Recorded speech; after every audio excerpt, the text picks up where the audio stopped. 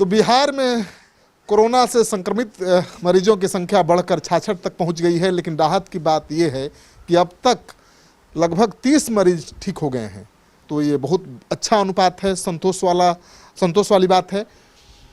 अभी मेरे साथ हैं बिहार सरकार के मंत्री सूचना जनसंपर्क विभाग नीरज कुमार जी। इनसे बात करेंगे कि क्या क्या सरकार कर रही है जो लॉकडाउन में फंसे हुए बिहारी हैं उनके लिए, बिहार में जो आ चुके हैं लाखों मजदूर, उनके लिए क्या किया जा रहा है, क्योंकि रोजगार देना उनको बहुत बड़ी चुनौती है। मंत्री जी, जनतंत्र टीवी में आपका स्वागत है। सबसे पहला सवाल कि 15 लाख से ज़्यादा जो प्रवासी मजदूर आए हैं उनके लिए आपके सरकार के पास क्या योजना? सबसे महत्वपूर्ण पक्ष यह है कि कोरोना वायरस रोग है, इसका निदान क्या है कोई नहीं बताता। निदान केवल एक है कि सोशल आइसोलेशन, सामाजिक अलगाव।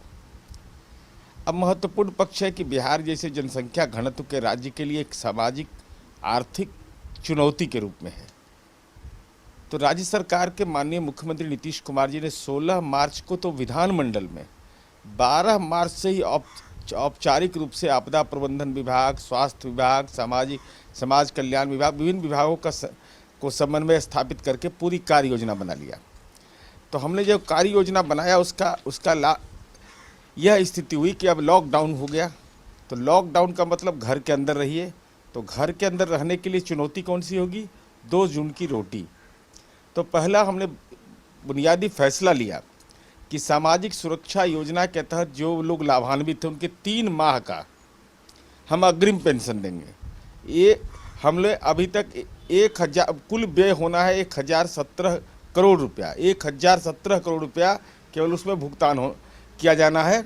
अब तक हम लोगों ने, कल तक का डाटा है ये, टोटल लाभुक हैं 84,70,000।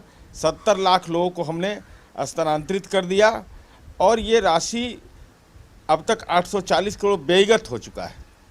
दूसरा हमने ये तय किया कि जो बिहार में के अंदर जो किसान खेती भी करते हैं, तो ये देश की पहली सरकार बिहार बनी जिसने कृषि कार्य के लिए और घरेलू उपभोक्ता के लिए 2 महत्वपूर्ण फैसले लिए। जब आर्थिक चुनौती से राज्य को जूझना है तो प्राथमिकता जनता होती है। जनता का कृषक समूह होता है। 75 पैसे प्रति यूनिट बिजली देते थे, उसको हम लोगों ने 65 पैसा कर दिया। मीटर रेंट हम लोगों ने घटा दिया और घरेलू उपभोक्ता के लिए भी 10 पैसा घटाया। तो ये एक आम लोगों को राहत इससे मिला। तीसरा जो आंगनबाड़ी केंद्र है, जो विभिन्न समूह के छात्र हैं जिनको छात्रवृत्ति, चूँकि बिहार में समाज के सारे तबके के बच्चों को छात्रवृत्ति मिलता है, तो उस योजना का उनको लाभ देने की प्रक्रिया हमने शुरुआत कर दी है। साथ ही साथ प्रवासी बिहारी के लिए जो बिहार से बाहर रहते हैं, हम लोगों ने योजना प्रारंभ किया और देश का पहला राज्य बिहार बना। अभी तक तो लोग पलायन पर बोलते थे, लेकिन अब जरा नज़ारा देख लीजिए। चाहे वह केरला हो, चाहे वह पश्चिम बंगाल हो, चाहे उत्तर प्रदेश हो, सब राज्य के मुख्यमंत्री पत्र लिख रहे हैं, अनुरोध कर रहे हैं विभिन्न राज्य सरकारों से कि हमारे राज्य के वासी हैं, उनका जरा ख्याल रखिएगा। तो बिहार के भी प्रवासी लोग थे, उनके लिए योजना हमने देश में पहली बार शुरू किया कि उनके खाते में प्रति व्यक्ति 1000 रुपया हमने। अब उसकी स्थिति यह हुई कि अब तक 10,04,000 लोगों ने कल तक के अप्लाई किया है। 5,75,000 लोगों के राशि में खाते में राशि हस्तांतरित कर दी गई। इसके अलावा हम लोगों ने चूँकि राशन देने का फैसला लिया कि उनको पैसा भी देंगे, 1000 रुपया देंगे, तो इसके लिए हम लोगों ने 18,40,854 खाते में 184 करोड़ 8,54,000 रुपया केवल राशन कार्डधारियों के खाते में हमने हस्तांतरित किया। राशन मुफ्त की योजना भी प्रारंभ हो रही है, वही इस माह से अब विभिन्न जगहों पर डिलीवरी भी शुरू हो गया है। राशन कार्ड बनाने का काम भी शुरू हो गया है, लेकिन राशन कार्ड जहां बनवाने लोग जा रहे हैं वहां सोशल डिस्टेंसिंग का पालन नहीं हो पा रहा, बहुत भीड़ लग जा रही है। नहीं, वो उसमें है क्या, नहीं उसमें उनको कुछ करने की ज़रूरत नहीं। मैं आपके माध्यम से अनुरोध करना चाहूँगा। 2 प्रक्रिया, जिन लोगों ने आवेदन दे दिया है, लगभग 36 लाख ऐसे आवेदन जो सूचना मिल रही है, 36 लाख ऐसे आवेदन है। माननीय मुख्यमंत्री जी ने समीक्षा करके निर्देश दिया कि जिनमें थोड़ी बहुत त्रुटि है, चूँकि उसमें डिटेल उसमें दिया हुआ है, तो एसडीएम को, सिविल एसडीओ को ये अधिकार दिया है कि उसका जल्द से जल्द निष्पादन करिए। बाकी जो लोग अभी ऑनलाइन अप्लाई कर रहे हैं, चाहे जो करें, मैं एक अनुरोध जरूर करूँगा कि धैर्य जरूर रखेंगे। चूँकि ये सरकारी प्रक्रिया है, सरकारी प्रक्रिया के अनुपालन में पहला जो राशन कार्डधारी थे उनके खाते में चला गया, उनको राशन देने की प्रक्रिया शुरू की। जिन्होंने अप्लाई किया है उनका अपडेट हम कर रहे हैं। तीसरा है कि जो बचे हुए लोग हैं उस संबंध में भी सरलीकरण प्रक्रिया के लिए लोग निश्चिंत रहें। माननीय मुख्यमंत्री जी खुद संवेदनशील ऐसे मामले पर रहते हैं। अच्छा नीरज जी बताइए, अभी जो बिहार की हालत है वो कितनी चिंताजनक है? नहीं, मैं एक चीज़ और इसमें जोड़ना चाहता हूँ। आपकी चिंता वाजिब है कि जो प्रवासी बिहारी हैं, बहुत सारे लोग बिहार के अंदर आ गए। अब हम लोगों ने ग्रामीण विकास विभाग ने यह कार्य योजना बनाई, मुझे जहाँ तक स्मरण है 484 करोड़ रुपया इस मद में हम लोगों ने बंद किया है कि जो मनरेगा है, मनरेगा के तहत जो भी काम करना चाहते हैं, जॉब कार्डधारी बनाने का, और पूरी कार्य योजना के लिए डीडीसी को निर्देशित कर दिया गया है कि आप पूरा वर्क प्लान बना लीजिए जिससे वो काम कर सकें।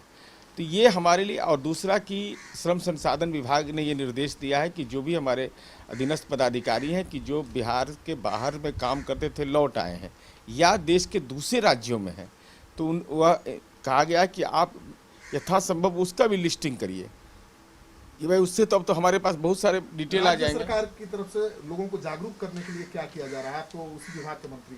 देखिए, सूचना जनसंपर्क विभाग प्रत्येक दिन IPRD समाचार जारी कर रहा है। हमारे विभाग के सेक्रेटरी अनुपम कुमार जी प्रत्येक दिन राज्य सरकार के द्वारा किए गए निर्णय, उसका डाटा, पूरा डाटा के साथ पूरे बिहार की जनता को बताते हैं कि भाई हमारा ये काम है, हम ये काम कर रहे हैं। इसके अलावा विभिन्न जो विज्ञापन का नीति है उसके तहत जो भी परव्यू में जो लोग आते हैं सब लोगों को इस दिशा में दिया जा रहा है, अखबार के माध्यम से। और साथ ही साथ जो हमारे जीविका की दीदियां हैं, आशा की, ममता की, जो हमारे आंगनबाड़ी सेविका सहायिका हैं, भाई इन लोगों का काम तो अद्भुत है। जीवन को जोखिम में डाल करके, शिक्षक हैं, जीवन को जोखिम में डाल करके लोगों को बता रहे हैं कि इसे सुरक्षा करना चाहिए, आपको इसे बचाव करना चाहिए। अभी पटना में 20 लाख घरों में जाकर वो सर्वे हुआ है और 3 संदिग्ध भी मिले हैं, तो ये सर्वे कितना बड़ा स्तर पर चल रहा है राज्य में? देखिए, सर्वे का जो मैं फॉर्मेट आज पढ़ा, मेरे घर पर भी आया था, मैंने देखा कि उस फॉर्मेट में अगर भविष्य में संक्रमण से मुक्त होना है तो आपको तो सच बोलना पड़ेगा, नहीं तो सच पकड़ने का मशीन भी अब है पुलिस के पास कि आपका मोबाइल कहाँ था, सब ट्रैकिंग करके पकड़ लेंगे आपको। इसलिए लगभग 20,000 लोगों का तो हो चुका है। आज का अलग प्रतिवेदन है। ये काम बहुत ही महत्वपूर्ण काम है और पटना जैसे डेंस पॉपुलेशन में अगर ये किया जा रहा है तो हम समझते हैं कि इसके सार्थक परिणाम आएंगे। जो लोग संदिग्ध पाए जाएंगे, चाहे जिनका भी ये है, उनसे मेरा अनुरोध होगा कि भाई अगर बाहर गए हैं तो अपने प्राण रक्षा कीजिएगा कि नहीं, अपने परिवार का कीजिएगा कि नहीं, अपने जो परिजन है उनका करिएगा कि नहीं, तो कम से कम आप तो सेल्फ डिक्लेयर करिए कि हम हैं। विपक्ष बहुत हमलावर है नीरज जी। तेजस्वी यादव कह रहे हैं कि नीतीश कुमार को विशेष आर्थिक पैकेज मांगना चाहिए केंद्र से। वो कह रहे हैं कि स्वास्थ्य व्यवस्था चरमरा गई है, कोई व्यवस्था नहीं है, मजाक हो रहा है, खिलवाड़ हो रहा है। अब देखिए, अब मैं कोई टिप्पणी नहीं करना चाहता। अरे खुद तो कम से कम रहिए धरती पर। बिहार की धरती पर जन्म लिए हैं, बिहार की धरती पर आपके परिवार के लोग रह रहे हैं, तो खुद तो प्रवासी बन गए हैं। तो ट्वीट से राजनीति नहीं होता है, सूचना संग्रहण करिए। हम लोग हैं, हम लोग भी राजनीति में हैं, सार्वजनिक जीवन साधारण व्यक्ति हैं, तो हम लोग तो अपने फ़ोन रिसीव कर रहे हैं, हम लोग अपने व्हाट्सएप पर मैसेज रिसीव कर रहे हैं, लोगों को बता रहे हैं। आप अपनी भूमिका तय करिए ना। आप दिन रात बैठे रहते हैं और आपका नंबर भी, जो निजी नंबर है वो भी दे दिया गया है, हेल्पलाइन नंबर बना दिया गया है। कितने कॉल्स अटेंड किए हैं, कितने लोग मदद पहुंचाई है? देखिए, 28 मार्च से ऑन रिकॉर्ड है, मेरे पास सारा रिकॉर्ड। 28 मार्च से लेकर 13 मार्च के शाम 5 बजे तक 8,856, उसमें 2,227 कॉल और 6,829 व्हाट्सएप मैसेज के द्वारा हमने संपर्क करने का प्रयास किया है, जो हमसे संपर्क किए हैं। लेकिन नीरज जी, अभी भी हरियाणा में, पंजाब में कई जगहों पर लोग फंसे हुए हैं। हम लोगों को भी वो व्हाट्सएप मैसेज कर रहे हैं, वीडियो भेज रहे हैं कि जंगल में छोड़ दिया गया है, खेत में छोड़ दिया गया है, वहाँ की सरकार मदद नहीं कर रही है। अब देखिए, इस संबंध में हम लोगों की जो प्रक्रिया है कि हम लोग के पास जानकारी दी जाती है। आपदा प्रबंधन विभाग और दिल्ली में बिहार भवन का सूचना भवन कार्यालय है, वह उसके द्वारा भी किया जा रहा है। और आज के डेट में तो भाई सोशल मीडिया का दौर है, अगर कोई करेगा, जैसे हम लोग को हरियाणा से भी फ़ोन आया तो उसमें ऐसा भी रिकॉर्ड आया है कि लोगों ने यह फ़ोन करके हमको बताया, मुन्नी देवी नाम की एक महिला ने, कि हमको सहायता मिली है, फरीदाबाद की महिला। और हम लोग भी अपने स्तर पर ईमेल करते हैं, चाहे दूसरे माध्यम का भी इस्तेमाल करते हैं, लेकिन सूचना तंत्र का इस्तेमाल करना चाहिए। मेरा अनुरोध ये दूसरे राज्यों की तरफ से जो सहयोग मिल रहा है उससे संतुष्ट हैं, बिहारियों को मिल रहा है? देखिए, पूर्ण तौर पर तो भाई, अगर ये पूर्ण तौर पर वहाँ की राज्य सरकार अगर जिम्मा ले लेती तो बिहार फाउंडेशन की ज़रूरत क्या पड़ती हमको। आज बिहार फाउंडेशन जो देश के दूसरे राज्यों में काम कर रहा है, वह तो निश्चित रूप से गौरतलब है कि बिहार फाउंडेशन के लोगों को खाना खिला रहे हैं, लोगों की सहूलियत कर रहे हैं। इसलिए मेरा अनुरोध होगा आपके माध्यम से, भाई हमारे बिहार के अंदर हमारा संस्कार क्या है, परंपरा क्या है।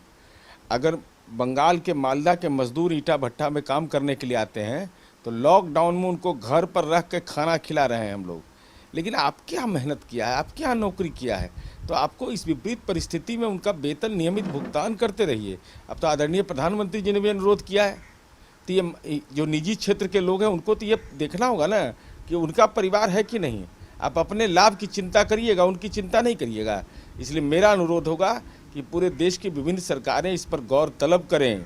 जहाँ का भी जो वासी है उसको 2 जून की रोटी देना आपका मोरल ड्यूटी नहीं, ये कॉन्स्टिट्यूशनल ड्यूटी भी है। तो आप सुन रहे थे बिहार के मंत्री, जाने माने नेता जेडीयू के नीरज कुमार को, जो कह रहे हैं कि बिहार सरकार हर तरह से बिहारियों को बचाने में जुटी हुई है और कोई भी बिहारी देश के किसी भी कोने में होगा भूखे नहीं मरेगा।